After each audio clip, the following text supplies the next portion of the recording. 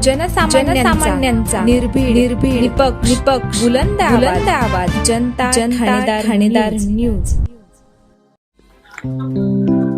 संगमनेरमध्ये धर्माधिकारी प्रतिष्ठानकडून स्वच्छता अभियान। पद्मश्री आप्पासाहेब धर्माधिकारी व रायगड भूषण डॉक्टर सचिनदादा धर्माधिकारी व डॉक्टर नानासाहेब धर्माधिकारी यांच्या शताब्दी वर्षानिमित्त मार्गदर्शनातून संपूर्ण भारतभर 1 मार्च 2026 रोजी स्वच्छता अभियान आयोजित करण्यात आले आहे।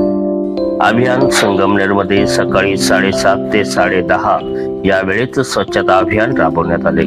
यावेळी संगमनेरचे आमदार श्री अमोल भाऊ खताळ यांनी सहभाग नोंदवला व संगमनेर बसस्थानक परिसर स्वच्छ केला।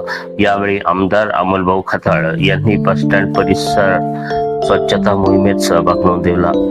प्रतिष्ठानच्या कामाचे कौतुक केले। महावितरण कंपनी परिसर, शासकीय विश्रामगृहातील परिसर, पंचायत समिती कार्यालयातील संपूर्ण परिसराची स्वच्छता करण्यात आली। यावेळी स्वच्छता अभियानासाठी प्रतिष्ठानचे संगमनेर परिसरातील जवळजवळ 60 टन 700 किलो कचरा संकलन केले। या मोहिमेत जवळजवळ 95-10 सदस्यांनी सहभाग नोंदवला। संगमनेर नगरपालिका व अधिकारी श्री संजय पेकडे साहेब पठाण सर यांनी सहभाग नोंदवला व कचरा वाहतुकीसाठी नगरपालिकाचे ट्रॅक्टर व कर्मचारी उपलब्ध करून देण्यात आले। तसेच बस स्टँडचे अधिकारी कर्मचारी यांनी या अभियानात सहभाग घेतला। तसेच यावेळी शासकीय विश्रामगृह येथे संगमनेर नगर परिषदेच्या नगराध्यक्षा सौ मैथिलीताई तांबे, माजी नगराध्यक्षा सौ दुर्गाताई तांबे, नगरसेवक गजेंद्र अभंग यांसह संगमनेर शहरातील व संगमनेर तालुक्यातील सेवेकरी दास यांनी सेवेसाठी मोठा सहभाग नोंदवला। तसेच स्वच्छता अभियानासाठी उपस्थित कार्यालयीन कर्मचारी, अधिकारी व मान्यवर यांनी प्रतिष्ठानच्या या कार्याबाबत समाधान व कौतुक व्यक्त केले। जनता ठाणेदार न्यूज साठी पत्रकार रामा लोखंडे सह प्रतिनिधी चंद्रकांत माहले, संगमनेर।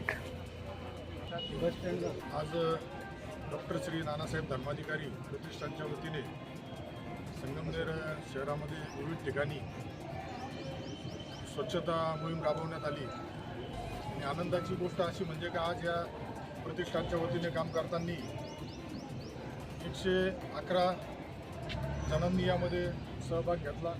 9 टनाच्या आसपास कचराचं संकलन करून ओला कचरा वेगळा, सुका कचरा वेगळा करून, आणि विशेष म्हणजे जी जबाबदारी आज महामंडळाची आहे, PWDची आहे, MSCBची आहे, पंचायत समितीची आहे, त्या परिसरातील कार्यालयांमध्ये 9 टन कचरा निघतोय।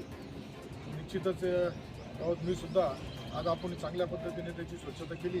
मी सुद्धा अधिकाऱ्यांना सूचना देईल की इथून पुढे हा परिसर नेहमी कशा पद्धतीने स्वच्छ राहिला पाहिजे, यासाठी त्यांनी काळजी घ्यायची आहे। डॉक्टर नानासाहेब धर्माधिकारी प्रतिष्ठानचं अतिशय चांगलं कामकाज सुरू असतं। प्रत्येक क्षेत्रामध्ये आणि अडचणीमध्ये प्रत्येकाला न्याय देण्याचं काम या प्रतिष्ठानच्या माध्यमातून होत असतं। त्यामुळं हा जो उपक्रम चालतो त्याला मी माझ्या वतीने खूप खूप शुभेच्छा देतो। धन्यवाद।